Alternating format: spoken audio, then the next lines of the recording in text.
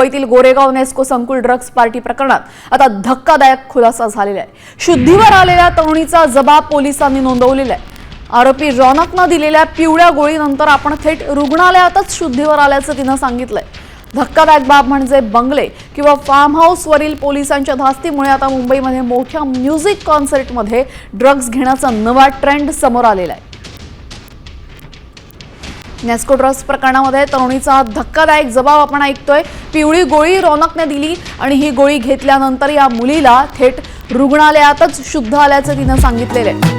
मोठ्या प्रमाणात police drugs प्रकरणामध्ये छापेमारी करत असतात, मात्र तरीही अशा पद्धतीने अवैध ड्रग्जची विक्री सुरूच आहे आणि त्यामध्ये आता आपण पाहतोय एक नवीन ट्रेंड आलेला आहे। या ट्रेंडनुसार फार्म हाऊस किंवा इतर पार्ट्यांमध्ये न देता ड्रग्ज हे थेट आता म्युझिक कॉन्सर्टमध्ये वाटण्यास सुरुवात झाल्याचं दिसतंय। इथे आपल्यासोबत आमचे प्रतिनिधी संजय गडदे जोडले गेलेले आहेत।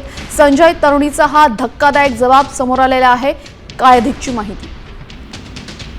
नक्कीच आता महाविद्यालयीन तरुणांच्या परीक्षा संपलेल्या आहेत आणि यामुळे तरुण कुठेतरी आता रिलॅक्स होण्याच्या मनस्थितीमध्ये असताना मुंबईमध्ये किंवा मुंबईसारख्या ज्या कॉस्मोपॉलिटन शहर आहे या शहरांमध्ये मोठ्या प्रमाणावर ड्रग्ज पार्ट्यांचं आयोजन केलं जातं। मात्र या ड्रग्ज पार्ट्या आता पूर्वीसारख्या बंगला, विला किंवा या ठिकाणी न घेता अशा एखाद्या मोठ्या हॉलमध्ये ज्या ठिकाणी म्युझिक कॉन्सर्ट बालिश नाव पुढे केलं जातं आणि त्या ठिकाणी या लाईव्ह कॉन्सर्टच्या आड जे आहे ते ड्रग्ज सेवन केलं जातं। कारण या ठिकाणी जर पाहिलं तर मोठ्या प्रमाणावर गर्दी असते, अंधार असतो, जोरदार म्युझिकचा आवाज असतो आणि अशा या प्रसंगी जे आहे ते ड्रग्ज सेवन करणं फार सोपं जातं।